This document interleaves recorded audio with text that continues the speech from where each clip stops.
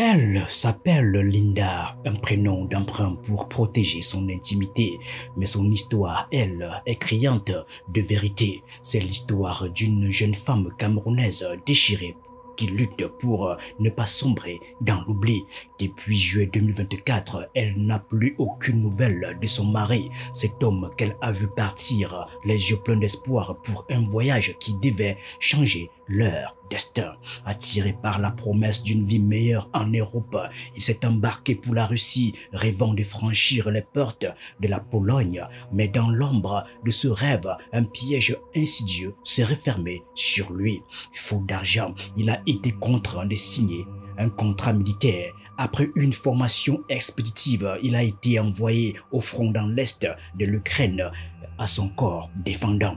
Depuis, il n'est plus qu'un silence pesant, une absence qui ronge Linda et sa famille. Elle a accepté de partager son histoire dans Le Grand Invité Afrique sur RFI.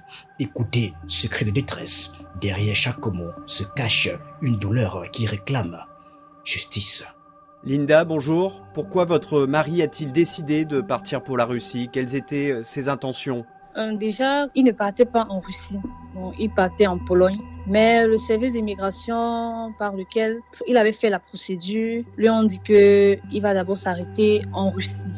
Quelque temps, le temps pour eux de le relancer pour la Pologne. Bon, ils ont dit que quand il va arriver en Russie là-bas, il va travailler peut-être quelques mois. Ils ont dit qu'ils vont le loger et puis ils vont refaire les papiers. Ils vont aller en Pologne. Par quel service d'immigration il était passé? C'était une agence? C'était qui ces gens qui ont fait cette promesse? C'était une agence. Une agence camerounaise? Une agence camerounaise, effectivement. Bon, ils lui ont dit que c'est quand ils vont arriver en Russie qu'ils vont lui trouver le travail. Bon, il n'était pas trop entré dans les détails, il m'avait pas trop expliqué. Il m'avait juste dit qu'il allait vivre chez un monsieur.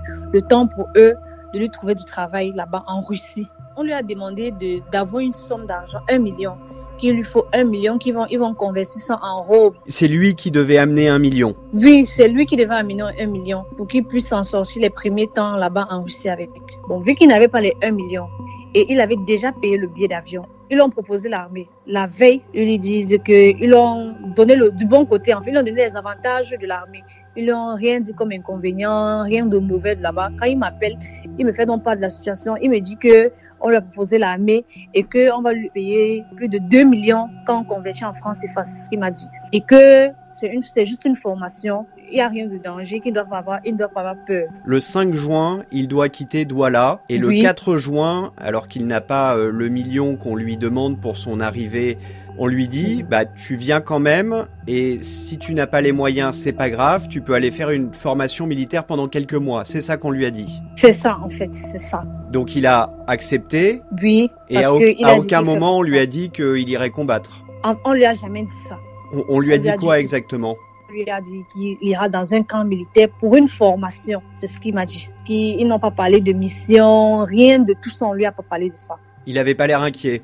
Non, parce que le monsieur lui a mis en confiance. Bon, vu qu'il a compris qu'on va lui payer plus de 2 millions, ça, je sais pas, ça a mis les étincelles dans ses yeux et il a fait le choix de l'armée. Et vu aussi que le monsieur lui a tellement mis en confiance. Ce monsieur-là, c'était un Camerounais? Oui, c'était un Camerounais. On est au mois de juin, il arrive à Moscou et donc il est envoyé dans un camp militaire. Qu'est-ce qu'il vous raconte? Ils sont d'abord allés à Peskov. Je sais pas si c'est comme ça qu'on dit ça. Ils étaient à 3 quand ils sont arrivés à Peskov. Avec 2 autres Camerounais? Oui, 2 autres Camerounais qu'il a rattrapés à l'aéroport. Là-bas, ils n'ont même pas fait 2 semaines. La situation était déplorable là-bas. Il m'avait appelé, je lui ai demandé, raconte-moi comment ça se passe là-bas. Il me dit que vraiment c'est compliqué. Même où dormir, il n'y a pas moyen de dormir. C'est à peine si dans même un endroit où se coucher pour dormir. Même la nourriture, il me dit que c'est la saleté. Ce qu'on laisse à manger, c'est pas différent de la nourriture du chien. Bon, ils n'ont pas fait 2 semaines. Ils sont maintenant allés à Donetsk. On les a pris. C'était quand même un peu mieux parce qu'ils avaient une chambre là-bas. Ils avaient un lit. Ils avaient une cuisine. Et dans leur cuisine, ils avaient un frigo. Le frigo était rempli. Ils avaient des sacs de riz. Ils avaient les sacs de haricots. Ils avaient le sac de pommes. À Donetsk, c'était quand même différent de Peskov. Les conditions matérielles étaient meilleures. Le problème, c'est que Donetsk, c'est juste à côté du front. Voilà. Il le savait, ça, à ce moment-là. Vous le saviez, vous aussi? Non. Moi, je ne savais pas. Lui-même, il ne savait pas parce qu'il m'avait dit que des recherches que lui a fait, Donetsk, c'est une des villes de l'Ukraine que la Russie a pris. Donc, il y avait souvent il y avait les gens là, il y avait certains Ukrainiens qu'on voyait, quand il lançait souvent l'appel vidéo, je voyais certains Ukrainiens, mais il me disait quand même qu'ils entendaient souvent les coups de feu. Et à quel moment il a compris qu'il allait devoir à son tour aller au combat? Il m'avait appelé un soir, il m'avait dit que durant le rassemblement, les commandants, les supérieurs l'ont pointé du doigt avec l'un des gars qu'on a pris à l'aéroport. Il est donc allé voir un commandant pour lui demander pourquoi est-ce qu'on lui a pointé. Il allait en anglais, il allait lui demander en anglais pourquoi est-ce qu'on lui a pointé du doigt. Il lui a dit qu'ils vont bientôt aller en mission.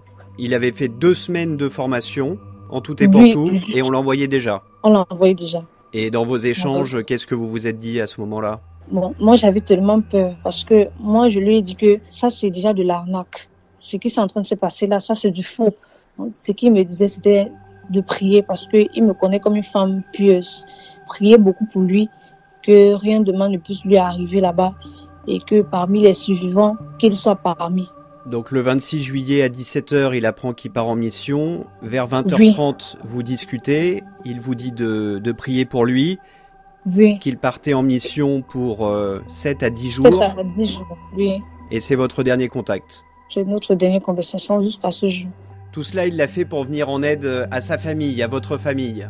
Il était géomètre. Ses parents, ils sont tellement pauvres. Et c'était lui qui était le pilier de sa famille. Bon, il est l'aîné d'une famille de 4 enfants. Son dernier petit frère, il a 15 ans. C'est lui qui payait la scolarité de ses petits frères. C'est lui qui envoyait l'argent à sa mère chaque semaine pour que sa mère puisse préparer. Son père est tellement malade. Son père il ne travaillait plus parce que il avait les soucis de santé. On comprend bien qu'il cherchait l'expatriation pour avoir un meilleur salaire et soutenir sa famille et ses parents. Oui, exactement. Et comme je vous ai dit aussi, moi aussi, il m'a laissé avec un bébé parce que quand il partait, l'enfant, elle avait à peine 2 mois. Parce que ça fait aujourd'hui 7 mois qu'il est parti. Qu'est-ce que vous demandez aux autorités de votre pays? Déjà, ce que moi je demande aux autorités camerounaises, c'est de nous aider à le retrouver, même s'il est mort. Et que si on le retrouve même qu'il est vivant, qu'on le rapatrie au pays. Ses parents souffrent vraiment depuis qu'il n'est plus là. Ses parents ne dorment pas. Sa mère m'appelle chaque jour, elle pleure. Son père, pareil. Tout le monde est dépassé. Nous sommes tous inquiets. Vraiment, nous supplions l'autorité camerounaise à faire quelque chose pour nous. Parce que nous ne sommes pas quand même les seuls. Il y a plusieurs familles aussi dans cette situation. Et que s'il y a moyen d'arrêter même les services d'immigration, là, toutes ces personnes qui amènent leurs frères dans la mort. Parce que ça, c'est amener son frère dans la mort. Si on peut même mettre main sur ces gens pour les empêcher de continuer à faire du mal. Merci, Lynn. Linda est seule face à son désarroi. Chaque jour qui passe sans nouvelles est une torture insoutenable. Une nuit sans fin où elle s'accroche à l'espoir fragile de revoir son mari vivant. Ce n'est pas juste l'histoire d'un homme disparu, c'est celle d'une famille brisée, d'un futur incertain et d'une société qui ne mesure pas toujours les conséquences de ses promesses trompeuses. Cette tragédie n'est malheureusement pas isolée. Linda n'est que la dernière voix à s'élever après celle d'un autre Camerounais piégé dans les mêmes circonstances. Ces récits glaçants, ces vies arrachées par des réseaux sans scrupules nous rappellent à quel point le désespoir peut devenir une arme pour les marchands d'illusions. Nous ne pouvons rester indifférents. Derrière chaque homme envoyé malgré lui dans les tranchées d'un conflit qui n'est pas le sien, il y a une femme comme Linda. Une femme qui pleure en silence. Nous lançons un appel non seulement aux autorités, mais aussi aux familles camerounaises. Méfiez-vous des promesses trop belles pour être vraies. Le rêve européen, souvent vendu comme un Eldorado, peut se transformer en cauchemar. Linda espère encore, mais combien de temps tiendra-t-elle avant que l'espoir ne cède à la résignation? Ses larmes, ses prières doivent trouver un écho. Son combat est celui de toutes les familles qui refusent de perdre leur être cher dans des conditions aussi tragiques qu'injustes. Que son cri de détresse touche des cœurs, suscite des actions et mette fin à cette chaîne de drame humain.